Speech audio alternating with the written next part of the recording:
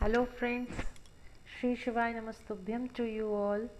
Now friends, आज की class में हम जो है आपको डिफेक्टिव वर्ब्स के बारे में बताएंगे। डिफेक्टिव वर्ब्स यानी होता है ऑक्सिलरी वर्ब्स या मॉडल्स। ठीक है, मॉडल्स को डिफेक्टिव वर्ब इसलिए कहते हैं क्योंकि इनके साथ सब्जेक्ट से कोई फ़र्क नहीं पड़ता है। चाहे वो सब्जेक्ट सिंगुलर हो चाहे प्लूरल हो, वो एक ही फॉर्म में यूज़ होता है।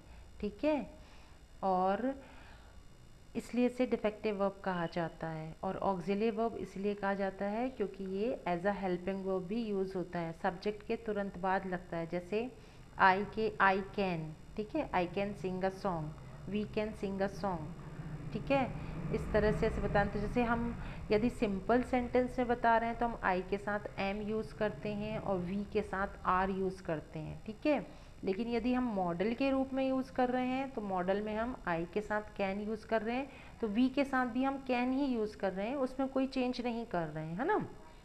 तो इस मतलब it is never affected by the subjects, okay, whether the person is singular or plural, it has no impact of that in it, okay. Therefore it is called defective verbs also, and auxiliary verb भी कहा जाता है। auxiliary verb इसलिए कहा जाता है क्योंकि just after subject इसका यूज़ होता है। ठीक है, सब्जेक्ट के तुरंत बाद इसे लगाया जाता है, इसलिए इसे ऑक्सिलरी वर्ब भी कहा जाता है। ऑक्सिलरी वर्ब यानी होता है हेल्पिंग वर्ब। ठीक है, तो मॉडल्स जो होते हैं, models are the defective verbs और auxiliary verbs. Okay, they give important important impact to the sentence. ठीक है, इसमें जो है बहुत महत्वपूर्ण प्रभाव डालते हैं सेंटेंस में, इसीलिए इसे मॉडल्स भी कहा जाता है। ठीक है, तो मॉडल्स में कौन कौन से आते हैं, जैसे आ गया can, could, shall, should, will, would. ठीक है, need, used to, used to. ठीक है, मस्ट। तो ये सारे जो रहते हैं, ये सब जो रहते हैं वो मॉडल्स रहते हैं, है ना। तो ये सारे मॉडल्स जो रहते हैं वो हम सेंटेंस में यूज़ करते हैं। तो हम सारे मॉडल्स एक साथ तो पढ़ नहीं सकते हैं, है ना। तो आज की क्लास में जो है हम आपको कैन का यूज़ बताएंगे। आई will be telling you the use of model can.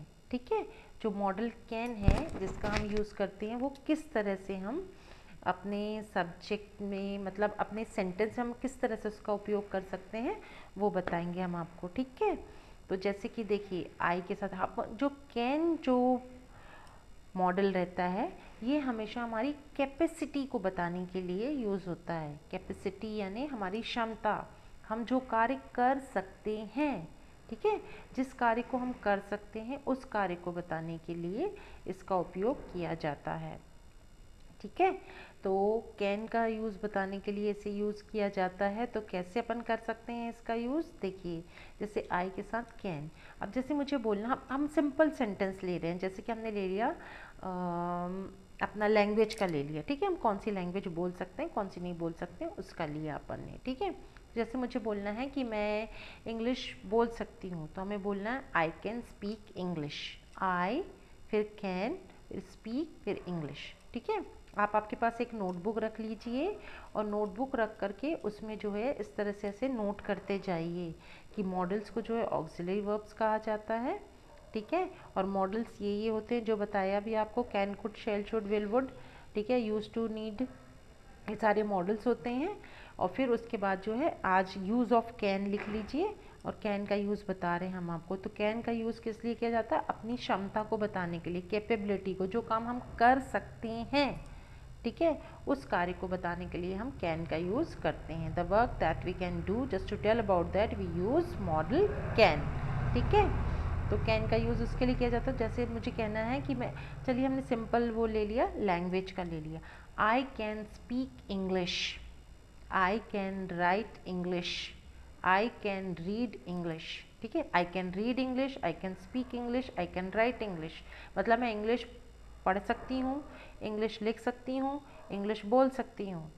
ठीक है, ये बताने के लिए जो है अपन कैन का यूज़ कर रहे हैं, अपन ने सिंपल लिया। यदि अपन को बोलना है कि अपन कोई भाषा नहीं बोल सकते तो अपन कैसे बोलेंगे, I can not speak Tamil, I can not right Tamil, I can not read Tamil. ठीक है, इस तरह से ऐसे बोलेंगे आप कि आप तमिल लिख नहीं सकते, तमिल बोल नहीं सकते, तमिल कह नहीं सकते, तो उसको बताने के लिए आप ऐसा बोलेंगे, I can not right English Tamil, I can not read Tamil, I can not speak Tamil. इसी तरह से यदि आपको बताना है जो काम आप कर सकते हैं, जैसे आप सपोज आप बैडमिंटन खेल सकते हो तो आप बोलोगे आई कैन प्ले बैडमिंटन। ठीक है, आप खाना बना सकते हैं तो आप बोलेंगे आई कैन कुक फूड। ठीक है, और यदि आप कह रहे हैं आप गिटार बजा सकते हैं तो I can play the guitar. ठीक है, इस तरह से स्टेटमेंट्स जो हैं जो हम कर सकते हैं, the work that we can do, just to tell about that we use the verb model can. Okay, I can speak English, I can play the guitar, I can cook food, I can play badminton, I can play chess. Okay, I can go out for walk with my friends. ठीक है, like this. इस तरह से आप जो है can का use कर सकते हैं। तो जो काम हम कर सकते हैं उसको बताने के लिए हम कैन का यूज़ करते हैं।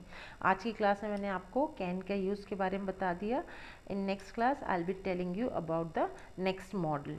ठीक है, तो till then bye bye, good day, शब खैर। ओके, जय Shri Krishna to you all.